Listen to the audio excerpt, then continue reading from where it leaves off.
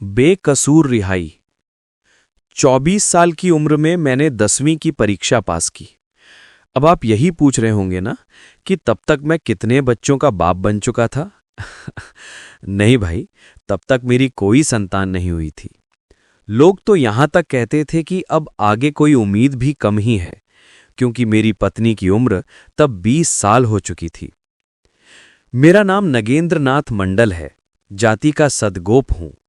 मेरा घर बर्धमान जिले के कालीनगर गांव में है। जिस देवी के नाम पर हमारे गांव का नाम पड़ा है, वे बड़ी जागृत देवी मानी जाती हैं। दूर दूर से लोग उनके मंदिर में मन्नत मांगने और पूजा चढ़ाने आते हैं। गांव में हमारे सदगोप बिरादरी के बहुत से घर थे। शहर के इलाकों के हमारे जाति के कई लोग तो उन दिनों भी अंग्रेजी पढ़ लिखकर बाबू बन चुके थे, लेकिन हमारा गांव ठहरा एकदम पछड़ा हुआ देहात। इसलिए मेरे बिरादरी के लोग बाबू बनने का सपना अपने मन के किसी कोने में भी नहीं पालते थे। लेकिन मेरे पिताजी कोलकाता घूमकर आए थे। उन्होंने मन ही मन तय कर लिया था कि मैं खेती बाड़ी नहीं करूंगा, बल्कि अंग्रेजी पढ़कर बाबू बनूंगा और नौकरी करूंगा। वक्त आने पर मेरा दाखिला गुरुजी की पाठशाला में करा दिया गया। जब पाठशाला की पढ़ाई खत्म हुई, तब मेरी उम्र 14 पार कर चुकी थी। उस समय मुझे शादी के लायक समझकर पिताजी ने मेरा ब्याह कर दिया और लोगों के ताने और मजाक की परवाह किए बिना मेरा दाखिला 1.5 कोस दूर एक अंग्रेजी स्कूल में करा दिया। 10 साल की एक दुल्हन और प्यारी चरण सरकार की फर्स्ट बुक लगभग एक साथ ही मेरे घर आए। मेरी पत्नी का नाम मंदाकिनी है। देखने सुनने में वो अच्छी है, कम से कम मामूली तो बिल्कुल नहीं।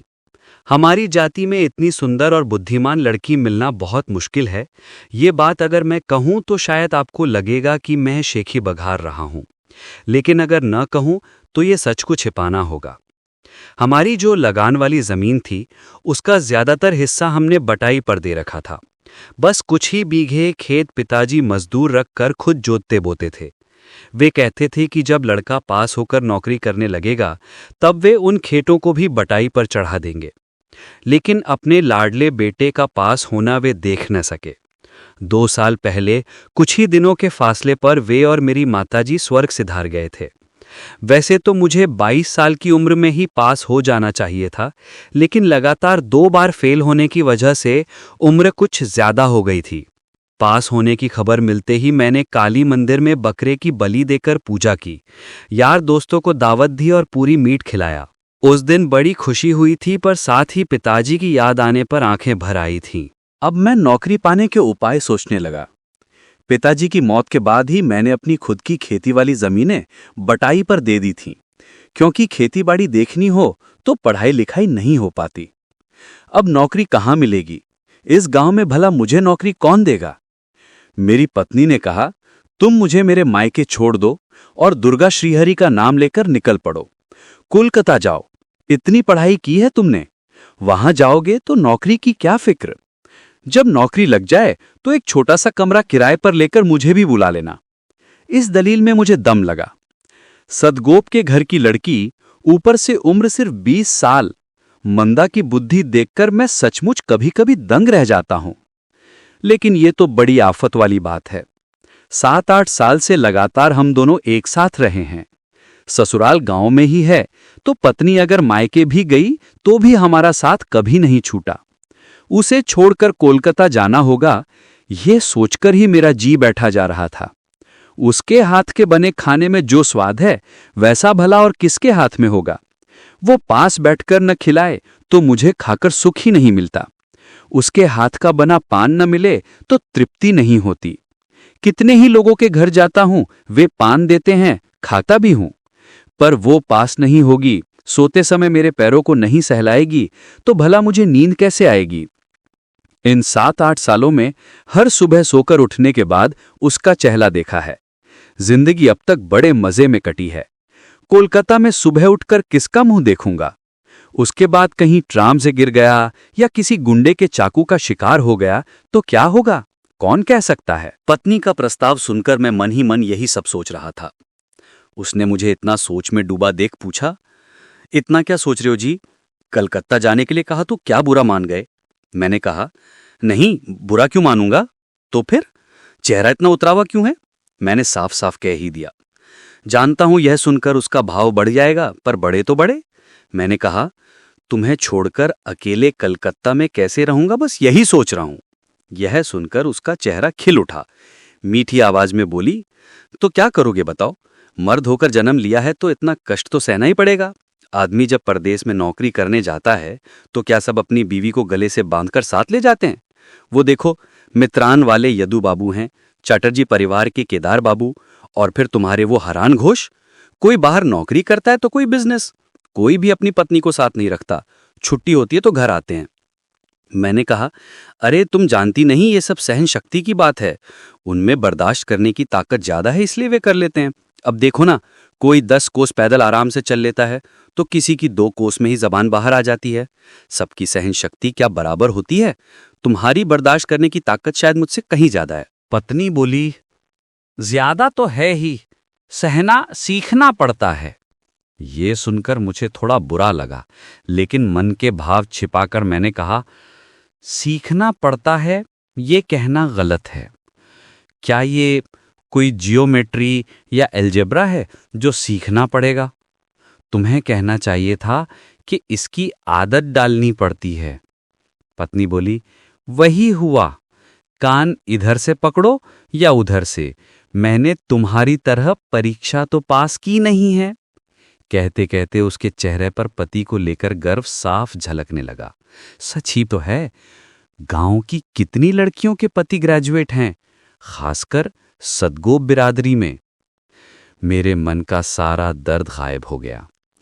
गांव का हरान घोष कलकत्ता में चावल का कारोबार करता है। चावल खरीदने के लिए वो गांव आया था। मैंने उसे पकड़ लिया। वो बोला, ठीक है, चलो मेरे साथ। कलकत्ता में वहां मेरा एक कमरा है। जब तक नौकरी नहीं लगती मेरे साथ रहना, खाना पीना और अपनी कोशिश करना। हारान मुझसे उम्र में 5-6 साल बड़ा है। मैं उसे हारू दा कहता हूं। वो पढ़ा लिखा तो नहीं है, पर 10 साल कलकत्ता में रहने की वजह से काफी चालाक और होशियार हो गया है। मन का भी साफ है। यात्रा के एक दिन पहले घर बार में ताला बंद करके मैं पत्नी को उसके मायके ले गया। तय हुआ कि ससुर जी समय समय पर आकर मेरे घर आंगन की देखभाल करेंगे। उस रात पत्नी तो रो रो कर बेहाल हो गई। मैंने भी अपनी आंखों के आंसू पोंछते हुए कहा, वाह, यही है तुम्हारी सहन शक्ति। वो बोली, सहन शक्ति के मुंह में आग लगे। तुम ये बताओ कि वापस कब आओगे? कोई नौकरी चाकरी हाथ लग जाए तभी तो आ पाऊंगा। अगर मिलने में देर हुई तो कम से कम 1 महीने बाद आकर मुझे अपनी सूरत दिखा जाना, समझे? ठीक है, जरूर आऊंगा।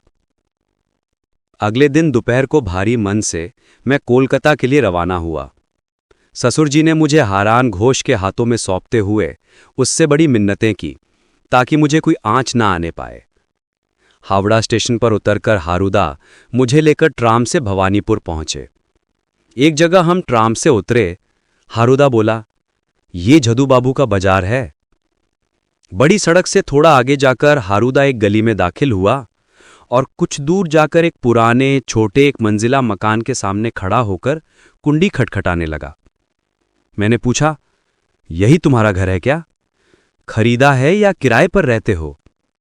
हारूदा ने बताया, महीने का 22 रुपया किराया देता हूं। थोड़ी देर में अंदर से आवाज आई। कौन? किसी औरत की आवाज थी। हारूदा ने कहा, मैं हूं, खोलो। दरवाजा खुला। मैंने देखा करीब 23-24 साल की एक सुहागन स्त्री सामने खड़ी है। मुझे देखते ही उसने सिर पर घूंघट खींच लिया। हारूदा के पीछे पीछे मैं भी आंगन में दाखिल हुआ। हारूदा ने पूछा, ठीक तो ठीक है शांतो? उस औरत ने सिर हिलाकर बताया कि हां, सब ठीक है। आंगन के कोने में बने हौज में नल से कलकल करके पानी गिर रहा था। शांतो, जरा तंबाकू तो लगा, कहकर हारूदा मुझे लेकर एक कमरे में ले आ। तख्त पोश पर बैठकर बोला, कमीज उतार दो, साथ में तौलिया है ना? हाथ पांव धो लो, फिर थोड़ी चाय पी जाएगी। मैंने पूछा, हारूदा, इस घर में कोई और भी रहता है क्या? नहीं, और कौन रहेगा? वो स्त्री कौन है? ब्राह्मणी है, खाना बनाती है, घर का कामकाज देखती है, कहकर हारूदा ने दबी हुई एक शरारती मुस्कान बिखेरी। घर में और कोई नहीं है, बस हारूदा और वो जवान औरत। ऊपर से वो मुस्कान देखकर मैं सारा माजरा फौरन समझ गया।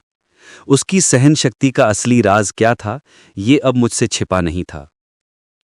हाथ पांव धोते धोते मैंने मन ही मन तय कर लिया कि इस औरत के हाथ का बना मैं कुछ नहीं खाऊंगा। मैं अपना खाना खुद बनाकर खाऊंगा, यहां तक कि उसका छुआ हुआ पानी भी नहीं पीऊंगा। मुंह हाथ धोकर कमरे में गया तो देखा हारूदा हुक्का हाथ में लिए तंबाकू पी रहा है और वो बामनी हारूदा के साथ फुसफुसाकर कुछ बातें कर रही है। वो औरत मुझे देखते ही कमरे से बाहर चली गई। तख्तपोश पर हारूदा के बगल में बैठकर मैंने पूछा, हारूदा, मेरे खाने पीने का क्या होगा? क्यों, जो हम खाएंगे वही तुम भी खाओगे? मैंने कहा, लेकिन हारूदा, मैं तुम्हारी इस ब्राह्मणी के हाथ का नहीं खा पाऊंगा। आखिर हिंदू धर्म के छुआछूत और नियम धर्म जैसी भी तो कोई चीज होती है ना? हारूदा ने बड़े गंभीर होकर कहा, तुमने क्या समझ रखा है? क्या वो ब्राह्मण की बेटी नहीं है? सच में वो ऊंची जात की ही है। मेदिनीपुर जिले में उनका घर है। उसका एक भाई भी कलकत्ता में है, जो बाग बाजार के चौधरी परिवार में खाना बनाने का काम करता। मैंने फिर कहा, लेकिन हारूदा, फिर भी। हारूदा बोला, मैं तुम्हारे मन की बात समझ गया हूं, पर भाई क्या धर्म कर्म मेरा नहीं है, लेकिन शास्त्रों में भी तो कहा है कि परदेश में रहने पर ऐसे दोष नहीं लगते। और कितना आराम है, समझ नहीं रहे हो? अगर परिवार लेकर कोलकाता शहर में बसना पड़ता तो सोचो कितना खर्च होता। यहां ये रसोईया भी है, नौकरानी भी है, बस रोटी कपड़ा दिया और छुट्टी। मैंने साफ कह दिया, जो भी हो हारूदा, तुम बस एक काम करो, मुझे थोड़ी सी जगह दे दो, मैं खुद अपना बना खा लूंगा। हारूदा ने जवाब दिया, जगह तो मैं दे दूंगा, लेकिन क्या खुद हाथ जलाकर खाना बनाना तुम्हें रास आएगा? उससे बेहतर एक काम कर सकते हो, गली में घुसते समय वो मोड़ पर साइन बोर्ड देखा था ना, पवित्र हिंदू होटल, वहीं जाकर दोनों वक्त खा आया करो। इस वक्त के 3 आने, उस वक्त के 3 आने, रोज के बस 6 आने लगेंगे। मैंने कहा, ठीक है हारूदा, फिर मेरे लिए वही इंतजाम कर दो। इतने में शांतोमणि 2 प्याली चाय लेकर आई। अब उसका घूंघट थोड़ा छोटा हो गया था, चेहरा थोड़ा बहुत दिख रहा था। हारूदा ने एक प्याली उठाकर मेरी तरफ बढ़ाई और बोला, चाय पियो जी। मैंने मना कर दिया, नहीं हारूदा, चाय नहीं पीऊंगा, मुझे सूट नहीं करेगी। हारूदा ने छेड़ते हुए कहा, क्यों, हमें सूट कर रही है तो तुम्हें क्यों नहीं होगी? मैं मुस्कुराकर बोला, तुम्हारी जैसी सहन शक्ति और आदत मैं कहां से लाऊंगा हारूदा। चाय पीकर हारूदा उठा और बोला, तुम बैठो भाई, मैं मुंह हाथ धोकर आता हूं। यह कहकर तौलिया कंधे पर डाला और नल की तरफ चला गया। मैं उसी तख्तपोश पर बैठा बैठा दुनिया भर की बातें सोचने लगा। जिस काम के लिए आया हूं उसे कैसे पूरा करूंगा। मुंह हाथ धोकर और कपड़े बदलकर हारूदा ने कहा, चलो जरा दुकान तक हो आते हैं, रास्ते में तुम्हारे होटल का बंदोबस्त भी करते चलेंगे। फिर उसने आवाज लगाई, अरे ओ, क्या पान लग गए? शांतोमणि ने कांसे की डिबिया के ढक्कन में 4 पान के बीड़े लाकर हारूदा को दिए। हारूदा ने 2 खुद लिए और 2 मेरी तरफ बढ़ा दिए। मेरा मन तो नहीं था, पर मना करने में भी लिहाज आ रहा था। आखिर हर बात पर ये नहीं खाऊंगा और वो नहीं लूंगा कहना भी तो अच्छा नहीं लगता। पान मुंह में दबाकर मैं हारूदा के साथ ही बाहर निकल आया। गली के मोड़ पर पहुंचकर हारूदा मुझे उस पवित्र हिंदू होटल के अंदर ले गया और आवाज देने लगा, चक्रवर्ती मशाए, ओ चक्रवर्ती मशाए। होटल का मालिक बूढ़ा चक्रवर्ती सामने आया। हारूदा ने उसे विस्तार से मेरा परिचय दिया और कहा, ये दोनों वक्त यहीं खाएंगे, लेकिन चार्ज के बारे में थोड़ा ख्याल रखिएगा चक्रवर्ती मशाए। नौकरी की तलाश में आए हैं, हालत तो आप समझ ही रहे हैं। चक्रवर्ती ने हंसकर कहा, अरे जब ये आपके अपने आदमी है तो फिर बात ही क्या है। 3 आने की जगह चलिए 2 आने ही दे देंगे, दोनों वक्त के 4 आने। तो नगेंद्र बाबू, आप कितने बजे तक आएंगे? यही कोई 9 बजे के आसपास हमारी रसोई तैयार हो जाती है। 9 बजे के बाद आने का वादा करके मैं हारूदा के साथ उनकी दुकान पर चल दिया। मैंने कहा, हारूदा, आपकी तो बड़ी धाक है, एक ही बात में 6 आने की जगह 4 आने करवा दिए। हारूदा हंसकर बोले, अरे वो चक्रवर्ती मेरी दुकान से ही तो उधारी पर चावल लेता है। दुकान बहुत बड़ी तो नहीं थी, पर मुख्य सड़क पर होने की वजह से ग्राहक काफी थे। करीब 2 घंटे तक हारूदा ने अपनी दुकान का हिसाब किताब देखा, फिर रुपयों की थैली बांधकर मुझसे बोले, चलो भाई नगेंद्र। गली के मोड़ पर आकर उन्होंने कहा, तुम अंदर जाओ और सीधे खाना खाकर ही आना। घर पहचान लोगे ना? सीधा जाकर बाईं तरफ 19 नंबर वाला मकान। हाँ हाँ, क्यों नहीं पहचानूंगा, कहकर मैं उस पवित्र हिंदू होटल में घुस गया। जो खाना मुझे मिला उसे मैंने बस इसलिए चट कर दिया क्योंकि मैं दिन भर का भूखा था। वरना उसे गले से उतारना मुमकिन नहीं था। हारूदा के साये में रहकर मेरे दिन इसी तरह कटने लगे। मैंने उनसे मशवरा मांगा कि नौकरी के लिए किसके पास जाना चाहिए और कैसे कोशिश करनी चाहिए। उन्होंने जवाब दिया कि मुझे बड़े बड़े दफ्तरों में जाकर वहां के बड़े बाबुओं से मिलना चाहिए। अब दफ्तर कहाँ हैं ये भी मुझे नहीं पता था, और ना ही ये कि बड़े बाबू कहाँ बैठते हैं। हारूदा ने एक दिन फुर्सत निकालकर मुझे ऑफिस वाले इलाके की सैर कराई और कुछ खास दफ्तरों की पहचान करा दी। हर रोज खाना खाने के बाद मैं नौकरी की उम्मीद में दफ्तरों के चक्कर लगाता, यहां वहां भटकता और शाम को पैदल ही भवानीपुर के कमरे पर लौट आता। जहां भी जाता वहां से धुतकार ही मिलती। गांव में रहते हुए मुझे लगता था कि 10वीं पास करके मैं कोई बहुत बड़ा 30 मार खा बन गया हूं, पर यहां आकर देखा कि मुझ जैसा तो सिर्फ एक मामूली पास है। यहां तो बड़े बड़े बीए और एमए नौकरी के लिए दर दर की ठोकरें खा रहे हैं, कोई उन्हें पूछने वाला तक नहीं है। कुछ दिनों तक इसी तरह की भागदौड़ के बाद मुझे बड़ी कोफ्त होने लगी। पिताजी पुराने ख्यालात के सीधे साधे इंसान थे। आजकल नौकरी का बाजार कैसा है, इसका उन्हें कोई अंदाजा नहीं था। इसीलिए मेरे बारे में उन्होंने ऐसे अरमान पाल रखे थे। मैंने सोचा जब आ ही गया हूं तो कुछ दिन और देख लेता हूं, फिर वापस गांव लौट जाऊंगा। तभी अचानक मैं एक ऐसी मुसीबत में फंस गया जिसकी कल्पना भी नहीं की थी। शाम को कमरे पर लौट रहा था। उस दिन थोड़ी देर भी हो गई थी। मैदान वाला रास्ता पकड़कर आ रहा था कि एक सड़क पार करते समय अचानक एक मोटर गाड़ी मुझ पर आ चढ़ी। मुझे बस इतना याद है कि एक जोरदार धक्का लगा, उसके बाद सब अंधेरा। जब आंखें खुली तो देखा कि मैं एक आलीशान पलंग पर लेटा हुआ हूं। सिर के ऊपर बिजली का पंखा धीरे धीरे घूम रहा है। कमरा एकदम रोशन था, पर वहां कोई इंसान नजर नहीं आ रहा था। मैंने करवट लेने की कोशिश की, पर ले नहीं पाया। पीठ और कमर में तेज दर्द हो रहा था। मैं यहां कैसे पहुंचा, इस बारे में मुझे कुछ भी याद नहीं आ रहा था। बस इतना याद था कि मेरा नाम नगेंद्र मंडल है, मैं मैट्रिक पास हूं और नौकरी की तलाश में कोलकाता आया था। उस वक्त मुझे ये जरा भी याद नहीं आया कि मैं किसी गाड़ी की चपेट में आ गया था। मैं लेटे लेटे कमरे के चारों ओर नजरें घुमाने लगा। फर्नीचर और सजावट का सारा सामान बेहद कीमती था। इतना तो साफ समझ आ रहा था कि ये किसी अमीर आदमी का घर है। लेकिन मैं यहां कैसे आया और इस मखमली बिस्तर पर कैसे पहुंचा? मैं अभी यही सब सोच ही रहा था कि किसी के कदमों की आहट सुनाई दी। मैंने देखा एक सलीकेदार और सुंदर महिला, जिसकी उम्र करीब 30 साल रही होगी, चप्पलें चटकाती हुई पलंग के पास आ रही है। मैं हैरानी से उनके चेहरे को ताकता रह गया। पास आकर महिला ने पूछा, अरे आप जाग गए? अब बताइए, कैसा महसूस कर रहे हैं आप? मैंने बोलने की कोशिश की, पर मुंह से कोई आवाज ही नहीं निकली। बस फटी फटी आंखों से उस महिला को देखता रहा। महिला ने मेरे माथे को छूकर देखा और बोली, नहीं, बुखार तो अब नहीं है, लगता है उतर गया है। अब आपको क्या तकलीफ है, जरा बताइए तो। मैं पहले की तरह ही खामोश बना रहा, तो वे फिर बोली, आप मेरी बात का जवाब क्यों नहीं दे रहे? कुछ तो बोलिए। मैंने पूरी ताकत लगाकर शब्द बोलने की कोशिश की, पर नाकाम रहा। उसी पल मुझे किसी और के आने की आहट मिली। उस महिला के बगल में आकर जो खड़ी हुई, वो एक कमसिन और बेहद खूबसूरत लड़की थी, जिसकी उम्र मुश्किल से 16-17 साल रही होगी। मेरी आंखों में झांकते ही वो चहक उठी, ये देखो मां, इन्हें तो होश आ गया। महिला बोली, होश तो आ गया है, पर ये कुछ बोल क्यों नहीं रहे? तू कुछ पूछकर देख तो लाइली। लड़की ने कहा, मैं क्या पूछूं मां, तुम ही पूछो ना। और वह एकटक मेरे चेहरे को निहारने लगी। मैं कभी उसके चेहरे की ओर देखता तो कभी उसकी मां के। मां भी सुंदर थी, पर बेटी की खूबसूरती का तो कोई मुकाबला ही न था। महिला ने इस बार लगभग चिल्लाकर पूछा, आपका नाम क्या है, घर कहां है? मैं पहले जैसा ही मौन रहा। उन्होंने अपनी बेटी की तरफ देखकर कहा, देखा, मुझे तो लगता है कि बेचारा लड़का गूंगा बहरा है। गूंगे अक्सर बहरे भी होते हैं, शायद इसीलिए मेरे बोलती बंद देखकर उन्होंने मुझे बहरा भी मान लिया था।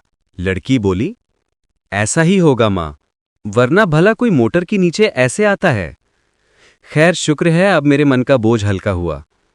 उस दिन से मां, बस यही ख्याल आता रहता था कि छी छी, ये मैंने क्या कर दिया।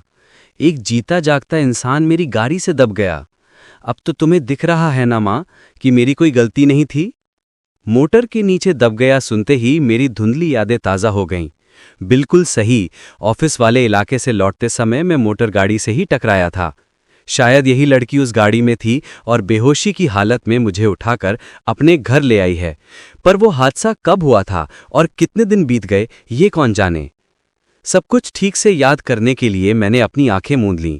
उसके बाद न जाने कब मुझे फिर से नींद आ गई।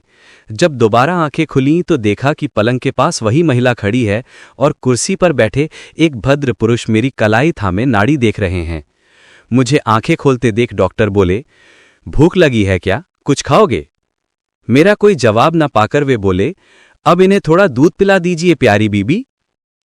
लाइली, प्यारी बीबी, क्या ये लोग मुसलमान हैं? पर पहनावा तो बिल्कुल हिंदुओं जैसा है। अब तो लगता है धर्म कर्म सब भाड़ में गया। पर अब चारा भी क्या है। प्यारी बीवी ने चीनी मिट्टी का एक टोंटीदार बर्तन मंगाया और मेरे मुंह में धीरे धीरे दूध उड़ेलने लगी। दूध पीकर मैं फिर सो गया। जब दोबारा होश आया तो कमरे में बिजली की रोशनी जल रही थी। एक भारी भरकम सज्जन जो अंग्रेजी लिबास पहने हुए थे, कमरे के बीचों बीच खड़े प्यारी बीबी से कुछ बातें कर रहे थे। प्यारी बीबी उन्हें नवाब साहब कहकर पुकार रही थी। नवाब को इससे पहले मैंने कभी अपनी आंखों से नहीं देखा था। बस उस आदमी के चेहरे की ओर ताकता रहा। मन ही मन सोचा, अगर नवाब हैं भी तो ये अंग्रेजी लिबास क्यों? वे दोनों बड़ी धीमी आवाज में फुसफुसाकर बातें कर रहे थे, इसलिए मुझे कोई भी बात सुनाई नहीं दी। नवाब साहब के चले जाने के बाद मुझे फिर से दूध पिलाया गया। अगली सुबह मुझे लगा कि शायद मैं अब उठकर बैठ सकता हूं। मैंने कोशिश की और इसमें कामयाब भी रहा। लाइली कमरे में आई और चहकते हुए बोली, अरे आप तो उठकर बैठ गए, रुकिए मैं अभी मां को बुलाकर लाती हूं। इतना कहकर वो तेजी से बाहर दौड़ गई। 3-4 दिन बीतने के बाद मैं बिस्तर से नीचे उतरने लायक हो गया और कमरे के अंदर ही थोड़ा टहलने लगा। अगले दिन मैंने खुली छत पर जाकर थोड़ी सैर की। उस दिन लाइली ने एक बड़ा सा गुलाब का फूल लाकर मुझे तोहफे में दिया। मैंने फूल लेकर उसे अपने माथे से छुआया और सिर झुकाकर उसके प्रति अपनी कृतज्ञता जाहिर की। कुछ और दिनों बाद मैं अपने उसी सोने के कमरे में कुर्सी पर बैठा था। प्यारी बीबी पास ही बैठी रेशम के एक टुकड़े पर सुई से फूल काट रही थी। तभी वो नवाब साहब कमरे में दाखिल हुए। प्यारी बीबी ने खड़े होकर उन्हें सलाम किया। उन्हें देखकर मैंने भी अपनी कुर्सी छोड़ दी और उन्हें सलाम किया। नवाब साहब ने मेरी पीठ थपथपाते हुए कहा, वारे गुंगे बहरे, तू तो बड़ा समझदार निकला। जब वे दोनों बैठ गए तो मैं भी बैठ गया। तब उनके बीच कुछ इस तरह की बातचीत शुरू हुई। नवाब साहब, चलो ना उस कमरे में चलें, कुछ खास बात करनी है। प्यारी बीबी, यहीं बोलिए ना, और फिर ये तो गूंगा बहरा है, इससे क्या डरना। ये सुनते ही मेरे मन में बड़ी तीव्र उत्सुकता जागी। आखिर माजरा क्या है? लेकिन अपने मन के भावों को दबाकर मैं बिल्कुल बेफिक्र होकर दूसरी तरफ ताकने लगा। नवाब साहब, महाराज अब ज्यादा दिन यहां नहीं रुकेंगे, वे हमारा आखिरी फैसला जानना चाहते हैं। नवाब साहब ने पश्चिम के एक मशहूर रियासत के राजा का नाम लिया। प्यारी बीबी, 5 लाख से कम पर भला कोई राजी होता है? नवाब साहब, लेकिन वे 2 लाख से ऊपर नहीं बढ़ना चाह रहे। क्या मैं 3 लाख बोल दूं? एक तुम्हारा और 2 मेरे। प्यारी बीबी, मेरा 1 और आपका 2 क्यों भला, आधा आधा होगा। नवाब साहब, अच्छा बाबा वही सही, लेकिन क्या लाइली को राजी किया जा सकेगा? वो तो महाराज का नाम सुनते ही भड़क जाती है। प्यारी बीबी, नहीं, मैंने उसका मन टटोल कर देखा है, वो किसी भी कीमत पर राजी नहीं होगी। नवाब साहब, यही समझकर महाराज ने एक तरकीब निकाली है। उनका कहना है कि तुम और मैं लाइली को देश घुमाने के बहाने उनके राज्य ले चलें। वे भी हमारे तुरंत बाद अपनी रियासत लौट जाएंगे। तब लाइली को उनके हवाले करके हम वापस आ जाएंगे। हमारे आने जाने का सारा खर्च महाराज खुद उठाएंगे।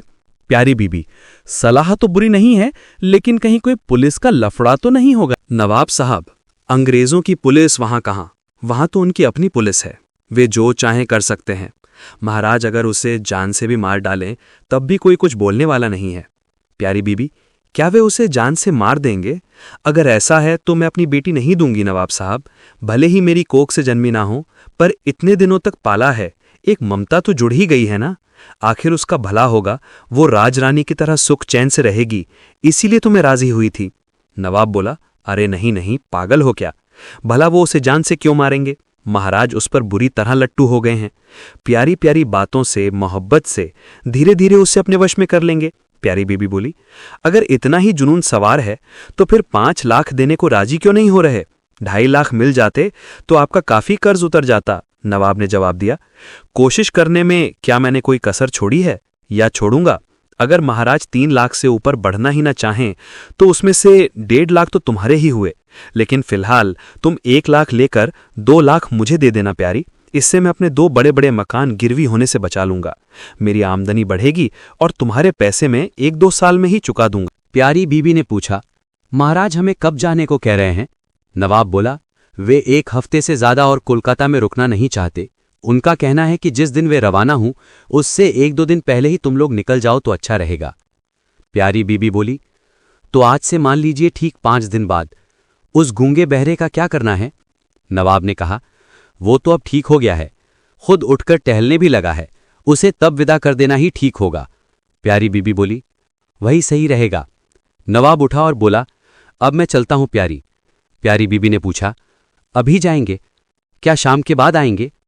नवाब ने जवाब दिया, नहीं आज नहीं, बहुत काम है, कल शाम को आकर तुम्हारे 2 गाने सुनूंगा। प्यारी बीबी बोली, यहां आपके लिए खाना तैयार रहेगा। नवाब ने कहा, बेहतर। मैं सारा माजरा समझ गया था। इस नर राक्षस और नारी राक्षसी के प्रति नफरत और गुस्से से मेरा मन भर गया था। फिर भी नवाब को जाने के लिए तैयार देख मैं खड़ा हुआ और उसे सलाम किया। नवाब ने फिर से मेरी पीठ थपथपाई और कहा, गुड बॉय, गुड बॉय। प्यारी बीबी नवाब के साथ बाहर निकल गई। उस रात लाइली ने आकर मुझे खाना दिया, दूध में भिगोई हुई ब्रेड और एक सेब। मैं अपनी उस अन्नदाता की ओर बड़ी उदास नजरों से देखता रहा। अगले दिन दोपहर का खाना खाने के बाद प्यारी बीबी ने लाइली से कहा, आज रात नवाब साहब यहीं खाना खाएंगे, मैं मार्केट जा रही हूं तो घर द्वार का ख्याल रखना, समझी? लाइली बोली, ठीक है माँ, थोड़ा सा साबूदाने का पुडिंग बना रखा है, दोपहर 3 बजे उस गूंगे बहरे को खाने को दे देना। जी अच्छा, तुम कब तक लौटोगी माँ? मुझे लौटते लौटते 4 बज जाएंगे, कहकर प्यारी बीबी निकल गई। गैराज से मोटर गाड़ी स्टार्ट होने की आवाज आई और वो चली गई। मुझे साफ सुनाई दिया। लाइली अभी भी उसी कमरे में खड़ी थी, खिड़की से मुंह टिकाए बाहर कुछ देख रही थी। थोड़ी ही देर बाद उसने मुंह घुमाया। मैंने तुरंत इशारे से उसे अपने पास बुलाया। लाइली हैरान होकर मेरे पास आकर खड़ी हो गई। मैंने इशारों में उससे कागज और पेंसिल मांगी। पास ही एक मेज पर रखे राइटिंग पैड और पेंसिल को उठाकर उसने मेरे हाथों में दे दिया। मैंने पैड पर लिखा, मैं बहरा तो बिल्कुल नहीं हूं और ना ही जन्म से गूंगा हूं। तुम्हारी मोटर की टक्कर लगने की वजह से ही मेरी बोलने की ताकत चली गई है। मुझे तुमसे कुछ जरूरी बात करनी है। क्या मैं लिखूं? तुम जवाब दो, मैं तुम्हारी बात सुन सकता हूं। लाइली ने हैरानी से पूछा, कैसी बात? मैंने लिखा, कल दोपहर जब नवाब साहब आए थे तब तुम्हारी पालने वाली माँ के साथ उनकी बहुत सी बातें मैंने सुनी। मुझे बहरा समझकर उन्होंने बिना किसी हिचकिचाहट के अपनी बातें जारी रखी थी। उनकी बातों से मुझे समझ आया है कि तुम्हारे सामने बहुत बड़ी मुसीबत खड़ी है। लाइली बोली, हैं? क्या कह रहे हैं आप? कैसी मुसीबत? लिखा, तुम उस महाराज को जानती हो? हाँ जानती हूं, वे मुझे अपने राज्य ले जाना चाहते हैं। मैंने लिखा, तुम बिल्कुल नहीं जाना चाहती, ये भी मैंने उन्हीं के मुंह से सुना है। नवाब साहब और तुम्हारी पालने वाली माँ ने एक भयानक साजिश रची है। देश घूमने के बहाने तुम्हें लेकर वे उस राज्य जाएंगे और 3 लाख रुपयों में तुम्हें राजा के हाथ बेच आएंगे। लाइली चीख उठी, अरे ये क्या अनर्थ है? आप ये क्या कह रहे हैं? फिर मेरा क्या होगा? मैंने लिखा, क्या तुम इनका आसरा छोड़ना चाहती हो? वो बोली, बिल्कुल बिल्कुल, मैं कभी उस मनहूस राजा की रानी नहीं बनूंगी। उससे बेहतर तो मैं गंगा में कूद जाऊंगी। मैंने लिखा, अगर चाहो तो तुम भाग सकती हो। भागना ही होगा। अगर मैं मना करूंगी कि मैं तुम्हारे साथ घूमने नहीं जाऊंगी तो वे शायद मुझे कुछ खिला पिलाकर बेहोश करके ट्रेन में चढ़ा देंगे। उनमें दया माया तो है नहीं। आखिर मैं उनकी अपनी सगी बेटी तो हूं नहीं। मेरी असली माँ इसी कलकत्ता में गंगा नहाने आई थीं और मुझे खो बैठी। मैं जिनके हाथ लगी उन्होंने मेरी खूबसूरती देखकर इस प्यारी बाई जी को मुझे बेच दिया और इन्होंने ही मुझे पाला है। मेरा एक दिन भी यहाँ रहने का मन नहीं करता, एक पल भी नहीं। मुझे भागना ही होगा, लेकिन भागकर मैं कहाँ जाऊंगी? आप ही मुझे रास्ता बताइए, मुझे बचाइए। कहते हुए लाइली ने बड़ी कातरता से मेरे दोनों हाथ पकड़ लिए। मुझे तुरंत ख्याल आया कि यह ठीक नहीं है। एक पराई लड़की इस तरह अकेले में मेरे हाथ पकड़े, क्या यह उचित है? मैंने हाथ छुड़ाकर पैड पर लिखा, अगर तुम मुझे अपना बड़ा भाई मानो तो मैं तुम्हारी रिहाई का कोई उपाय कर सकता हूं। लाइली बोली, हाँ जरूर जरूर, आप मेहरबानी करके मुझे यहां से निकालिए। मैं अपनी सगी माँ के पेट से जन्मे भाई की तरह ही हमेशा आपकी इज्जत करूंगी। लिखा, ठीक है, तुम अब जाओ, मैं भी बैठे बैठे थक गया हूं। बिस्तर पर लेटकर कोई रास्ता सोचता हूं। अच्छा, ये कौन सी जगह है? कलकत्ता ही है ना? लाइली बोली, हाँ हाँ, कलकत्ता ही है, पार्क लेन, पास ही लोअर सर्कुलर रोड है। ये प्यारी हिंदू है या मुसलमान? हिंदू है, पर बाईजी है ना, इसलिए मुसलमानी नाम रख लिया है। मुझे भी बाईजी बनाने के चक्कर में मेरा भी मुसलमानी नाम रख दिया, वरना मेरा पुराना नाम तो हिरन कुमारी था। ठीक है, अब तुम जाओ। जी भैया, कहकर उसने मेरे पैर छुए और चली गई। मैं भी खाट पर जाकर लेट गया। रास्ता सोचते सोचते मेरा कमजोर दिमाग थक गया और मुझे नींद आ गई। शाम के बाद जब आंख खुली तो बगल के कमरे से गाने की आवाज आ रही थी। समझ गया कि नवाब साहब तशरीफ ला चुके हैं। अगले दिन दोपहर के वक्त लाइली जब मेरे कमरे में आई तो मैंने इशारे से पूछा, तुम्हारी माँ कहाँ हैं? उसने कहा, नवाब साहब आए थे और माँ को अपनी मोटर में बिठाकर ले गए हैं। शायद वे उस मनहूस राजा से मिलने गए हैं, क्योंकि मैंने सुना कि उन्होंने शोफर को ग्रैंड होटल चलने का हुक्म दिया था। वो राजा ग्रैंड होटल में ही तो ठहरा है। वैसे भैया, अपनी इस बहन के लिए आपने क्या रास्ता निकाला? मैंने लिखा, सोच विचार कर मैंने यही तय किया है कि तुम्हारा सिर्फ भागना काफी नहीं होगा, बल्कि कुछ समय के लिए किसी सुरक्षित जगह पर तुम्हारा छिपना जरूरी है। इसीलिए सोच रहा हूं कि तुम्हें अपने गांव ले जाऊं। वहां मेरी पत्नी है, तुम उनके पास रहोगी। ये लोग मेरा नाम पता कुछ नहीं जानते, 7 जन्मों में भी तुम्हें ढूंढ नहीं पाएंगे। आपका गांव कहाँ है भैया, और भाभी का नाम क्या है? लिखा, ये सब 2 दिन बाद जान जाओगी। अभी फालतू की बातों में समय बर्बाद मत करो। मैं तुम्हें ले तो जाऊंगा, लेकिन मेरे पास अभी फूटी कौड़ी भी नहीं है। भवानीपुर वाले मेरे कमरे में कुछ पैसे जरूर हैं, पर वहां जाकर लाऊं कैसे? लाइली बोली, पैसों की कोई फिक्र मत कीजिए भैया, मेरे पास 100 रुपए नगद पड़े हैं। क्या उतने में काम नहीं चलेगा? मैंने लिखा, बहुत हैं। क्या तुम्हारी माँ ने कभी तुमसे देश घूमने जाने की बात छेड़ी है? नहीं, आज राजा से सब बातें पक्की करके आने के बाद शायद बोलें। लिखा, तुम ऊपर से बहुत खुशी दिखाना, इससे उन्हें कोई शक नहीं होगा। फिर मौका देखते ही मैं तुम्हें लेकर भाग जाऊंगा। आपके गांव जाने के लिए किस स्टेशन से गाड़ी पकड़नी होती है भैया, सियालदह या हावड़ा? हावड़ा। अच्छा ही है। देखिए, हम हावड़ा से ट्रेन में नहीं चढ़ेंगे। वे लोग शायद हमें न पाकर हावड़ा और सियालदह पर हमें पकड़ने के लिए अपने आदमी भेजेंगे। उससे अच्छा तो ये होगा कि हम टैक्सी से चंदन नगर या बैंडल तक चले जाएं और वहां से ट्रेन पकड़ें। क्यों, ये ठीक रहेगा ना? यही सबसे बढ़िया रहेगा। अगले दिन सुबह लाइली ने आकर मेरे कान में फुसफुसाते हुए कहा, कल शाम को पंजाब मेल से देश घूमने जाने का इंतजाम हो गया है। हमें कल सुबह ही यहां से भागना होगा। दोपहर में नवाब साहब आए और प्यारी बीबी को लेकर सामान खरीदने चले गए। वे लाइली को भी साथ ले जाना चाहते थे, पर उसने सिरदर्द का बहाना बना दिया और नहीं गई। घर खाली पाकर फिर से हमारी सलाह मशवरे की बैठक जमी। लाइली बोली, नवाब आज रात यहीं रुकेंगे, दोनों जमकर शराब पिएंगे। कल सुबह 8-9 बजे से पहले उनकी नींद नहीं खुलने वाली। नौकर चाकर भी जानते हैं कि जब नवाब साहब रात को यहां ठहरते हैं तो वे लोग कब उठते हैं, इसीलिए वे भी बेफिक्र होकर देर तक सोते हैं। मशवरा यही तय हुआ कि सुबह 5 बजे लाइली आकर मुझे जगा देगी और हम दोनों पैदल ही बड़ी सड़क तक जाकर वहां से टैक्सी पकड़ लेंगे। सुबह के 9 बज रहे होंगे। हमारी टैक्सी पूरी रफ्तार से ग्रैंड ट्रंक रोड पर दौड़ रही थी। कुछ दूरी पर दिखा कि कुछ बैलगाड़ियां सड़क के बीचों बीच चल रही हैं। उन्हें ओवरटेक करने के लिए टैक्सी ड्राइवर लगातार हॉर्न बजाने लगा और अपनी गाड़ी की रफ्तार भी कम कर दी। गाड़ियां किनारे तो हो गईं, लेकिन जैसे ही हमारी टैक्सी उनके बराबर पहुंची और हॉर्न बजाया, एक गाड़ी का बैल डरकर बिदक कर गाड़ी को आड़ा तिरछा सड़क के बीच ले आया। नतीजा ये हुआ कि हमारी टैक्सी जोरदार टक्कर खाकर सड़क के किनारे वाले नाले की तरफ पलट गई।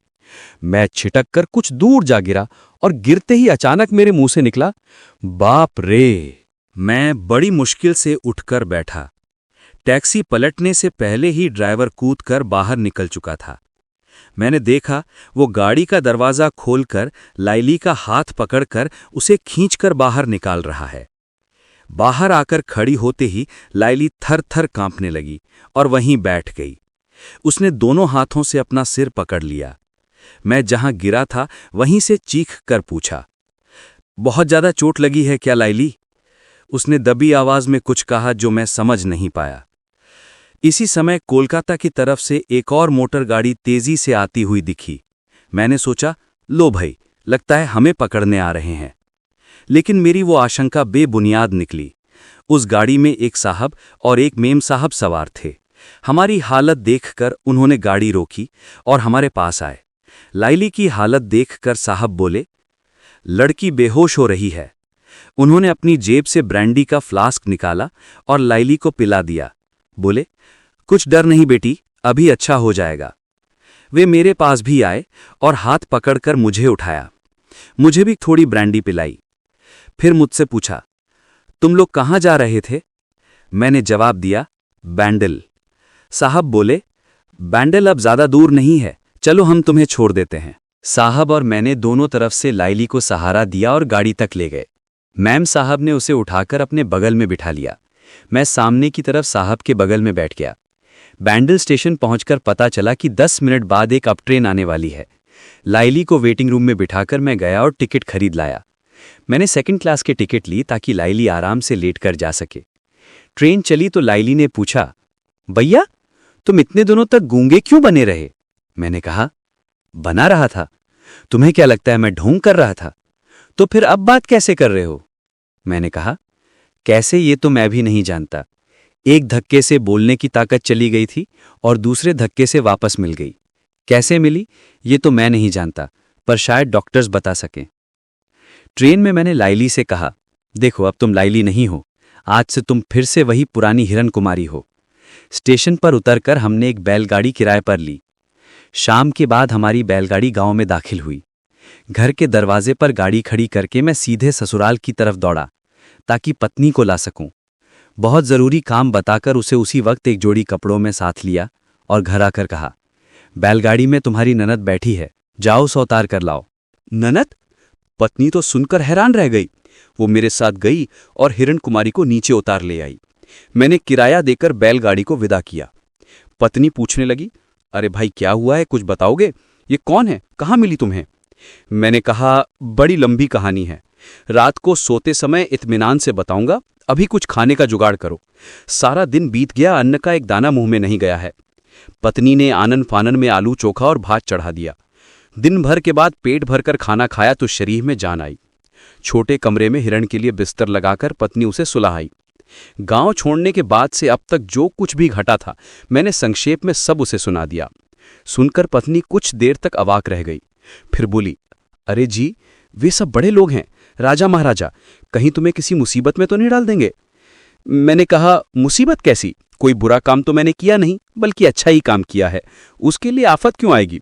और तुम भी ना, उन्हें हमारा पता कैसे चलेगा? आखिर में पत्नी ने पूछा, कल सुबह जब पड़ोस के लोग हिरण को देखकर पूछेंगे कि ये लड़की कौन है, तब क्या कहेंगे? मैं सोचने लगा, पर कोई रास्ता नहीं सूझा।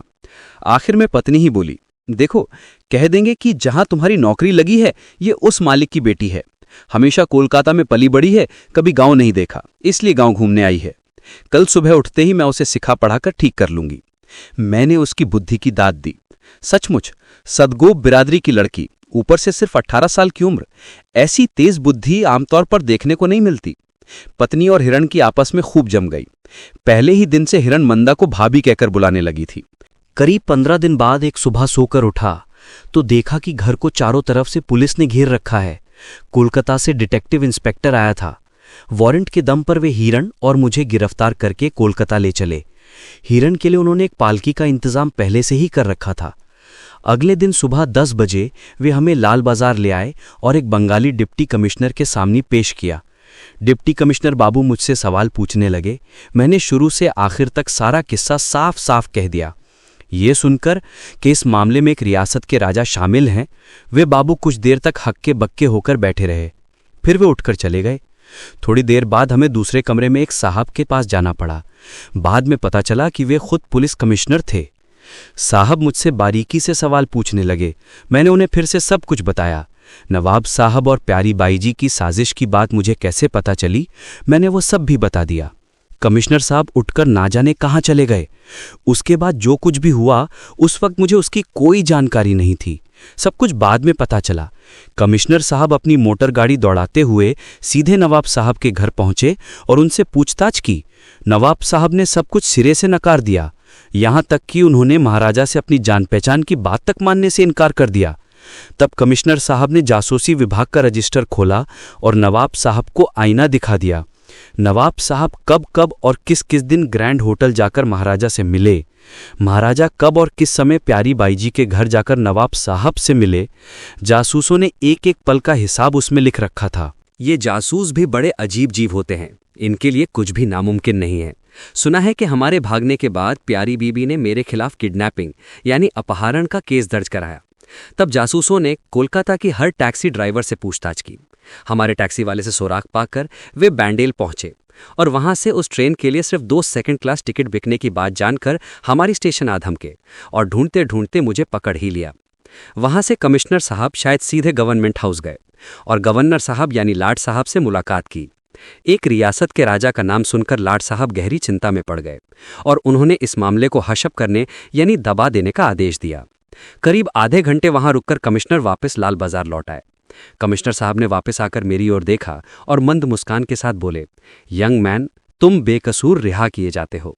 फिर लाइली की तरफ देखकर बोले, प्यारी बीवी ने तुम्हें वापस अपनी कस्टडी में पाने के लिए मेरे पास अर्जी दी है, लेकिन तुम अब बालिग हो, तुम जहां चाहो जा सकती हो। क्या प्यारी बीवी के पास वापस जाना चाहती हो? लाइली ने कहा, नहीं साहब, मेहरबानी करके मुझे वहां मत भेजिए। वो एक पतित औरत है। मैं एक पावन और इज्जत की जिंदगी जीना चाहती हूं। मैंने सुना है कि मुझ जैसी बेसहारा औरतों को ब्रह्म समाज के लोग बड़े सम्मान के साथ अपनाते हैं और हर तरह से मदद करते हैं। मैं वैसी ही किसी जगह जाना चाहती हूं। साहब ने फिर से टेलीफोन उठाया, ब्रह्म समाज के एक ऊंचे पद वाले सज्जन से बात की और एक डिप्टी कमिश्नर की निगरानी में लाइली को उनके घर भिजवा दिया। इसके बाद मेरी ओर मुड़कर बोले, यंग मैन, तुम्हारी हिम्मत, फुर्ती और फर्ज निभाने के जज्बे के बारे में सुनकर लाट साहब बहुत खुश हुए हैं। क्या तुम पुलिस की नौकरी करना चाहोगे? मैंने कहा, जी हुजूर, बिल्कुल। बहुत अच्छे, आज से ही तुम्हें नौकरी पर बहाल किया जाता है। आधे घंटे के अंदर तुम्हें अपना नियुक्ति पत्र मिल जाएगा, लेकिन अभी 6 महीने तुम्हें रांची जाकर काम सीखना होगा। इन 6 महीनों में तुम्हें 30 रुपए के हिसाब से भत्ता मिलेगा। वहां की परीक्षा पास करते ही तुम 70 रुपए की सैलरी पर सब इंस्पेक्टर बन जाओगे। क्यों, खुश हो ना? मैंने कहा, यह तो मेरा परम सौभाग्य है। तभी साहब ने मुस्कुराते हुए उंगली उठाकर चेतावनी दी, जिस हादसे की वजह से आज तुम यहां खड़े हो, उसके बारे में अपनी जिंदगी में कभी किसी से कुछ नहीं कहोगे। यही लाट साहब का हुक्म है। अगर जुबान खोली तो उसी वक्त नौकरी से हाथ धो बैठोगे। सच बताओ, जितने दिन तुम अपने गांव में थे, क्या महाराजा के बारे में तुमने किसी को कोई किस्सा सुनाया था? सिर्फ अपनी पत्नी को बताया था और किसी को नहीं। क्या तुम्हारी पत्नी ने किसी से ये किस्सा साझा किया है? मुमकिन नहीं है, क्योंकि बदनामी के डर से लाइली के बारे में गांव में हमने एक झूठी कहानी फैलाकर असली बात को दबा दिया था। अच्छा किया था। आज ही तुम घर लौट जाओ, तुम्हें 7 दिन की छुट्टी दी जाती है। अपनी पत्नी को बहुत अच्छे से समझा देना कि किसी के भी सामने ये बात जाहिर ना हो। अगर बात खुली तो तुरंत तुम्हारी नौकरी जाएगी और तुम्हें जेल भी हो सकती है। साहब ने पैसे दिए। उसी दिन शाम की ट्रेन से मैं वापस घर लौट गया। पत्नी अपने मायके में ही थी। जिस दिन मुझे गिरफ्तार किया गया था, उसी दिन शाम की ट्रेन से ससुर जी मुझे छुड़ाने की कोशिश में कलकत्ता रवाना हो गए थे। मेरी रिहाई की खबर पाकर अगले दिन वे गांव वापस आ गए। पिताजी का सपना पूरा हुआ, नौकरी मिल गई, मैं बाबू बन गया। वो भी कोई ऐरा गैरा बाबू नहीं, पुलिस का बाबू, दबदबे और रसूख वाला। 6 महीने बाद कलकत्ता लौटकर मैं पक्का दारोगा बन गया। एक घर किराए पर लिया और अपनी पत्नी को भी साथ ले आया। हिरण ने ब्रह्म समाज के एक उच्च शिक्षित युवक से शादी करके अपना घर बसा लिया है। वो कभी कभी मेरी पत्नी से मिलने आती रहती है। समाप्त। प्रिय दोस्तों, अंत तक साथ रहने के लिए धन्यवाद। कृपया हमें प्रोत्साहित करने के लिए इस वीडियो को लाइक, शेयर और सब्सक्राइब करें। आपका सहयोग ही हमारी सबसे बड़ी प्रेरणा है। धन्यवाद।